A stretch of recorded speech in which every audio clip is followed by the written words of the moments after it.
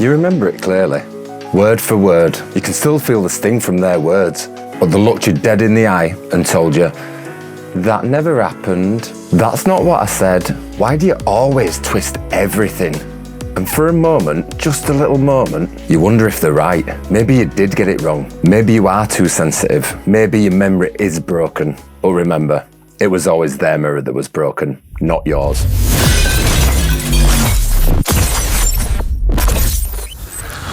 Welcome to Shattered Mirrors. I'm Aaron. I'm not a doctor, I'm not a therapist. I'm just somebody who's lived through the experience of narcissistic abuse. I learned the hard way and I took some notes. And today we're talking about one of the most insidious weapons in the narcissist toolbox, gaslighting. The slow, quiet art of making you doubt your own mind. So what exactly is gaslighting? The term comes from a 1944 film called Gaslight, where a husband deliberately dims the lamps in the house, then tells his wife that she's the one imagining it when she notices. He makes her question her own perception, her own sanity, and that's exactly what a narcissist does to you, although they don't need to touch a lamp to do it. Now, gaslighting is a form of psychological manipulation where someone makes you doubt your own memory, your own feelings, and eventually your own grip on reality. It doesn't happen overnight. It's not one big lie. It's 1,000 small ones dripped into your ear over weeks, months, even years. And their goal is really simple. If they can make you distrust yourself, you'll have no other choice but to trust them. You become dependent on their version of events because you no longer believe in your own.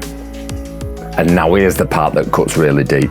Gaslighting works best on people who are self-aware. People who are willing to look at themselves and ask, am I being fair? Am I remembering this right? And the narcissist exploits that honesty. They weaponize your willingness to self-reflect and turn it into a cage. You're not crazy, you're not confused, you're being manipulated by someone who needs you to be small so they can feel big.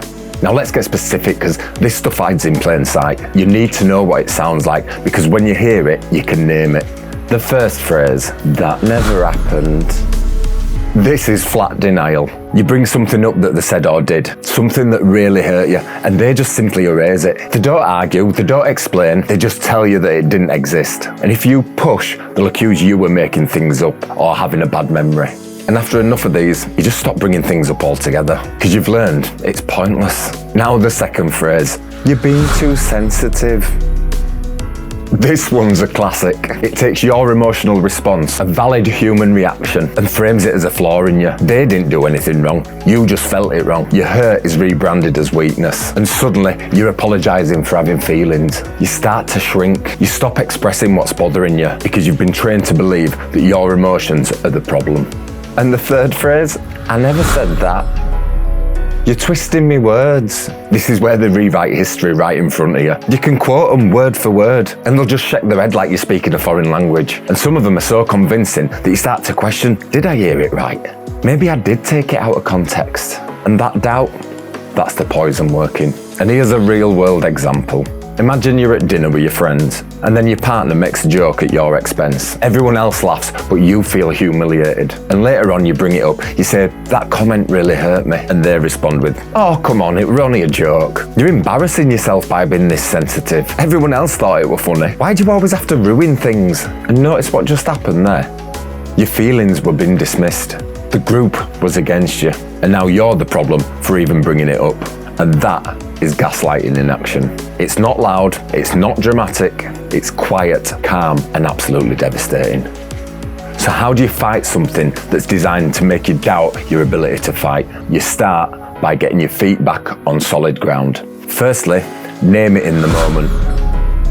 Not out loud, not to them, to yourself. When that familiar twist in your gut, when their words don't match what you know happened, say it silently in your head. This is gaslighting. That's it. 3 words. But by naming it, you create a separation between their reality and yours. You stop absorbing the liar's truth. It's like putting up a window between you and the storm. You can see what they're doing, but it don't get inside you the same way. The moment you can name the tactic, it loses half the power. They need you confused so they can control you. And clarity is your armor. Secondly, trust your body. Before your mind catches up, your body often knows there's something wrong. That knot in your stomach when they explain things, that tightness in your chest when they dismiss you, that feeling of walking on eggshells. Your body's telling you the truth. Even when your mind's been trained to doubt it, listen to it. Third, find a witness. Talk to someone you trust, a friend, a family member, your therapist, and tell them what's happening. Not to get their opinion on whether you're right or wrong, but to hear yourself say it out loud. Gaslighting thrives in isolation. When you speak the truth to someone outside of the fog, it becomes harder for the narcissist to keep you lost. And finally, understand you can't reason with the gaslighter. You won't win an argument, you'll not get them to admit what they did. The game is rigged, and the only way to win is to stop playing. Grey rock if you have to stay in contact. No contact if you can get out, but stop trying to get them to see your side. They see it, they just don't care. And here's what I need you to hear today. You're not crazy, you're not broken, you're not being too sensitive. You had a memory, you had a feeling, and someone tried to steal them from you. But they failed, because you're still here, still questioning, still searching for the truth. And the truth is, your reality belongs to you. No one gets to rewrite your story. Not anymore. I'm Aaron, this is Shattered Mirrors, and I'll see you on the next one. So if this video gave you a moment of clarity or just validated the hell of what you've been living through, then please do me a favour.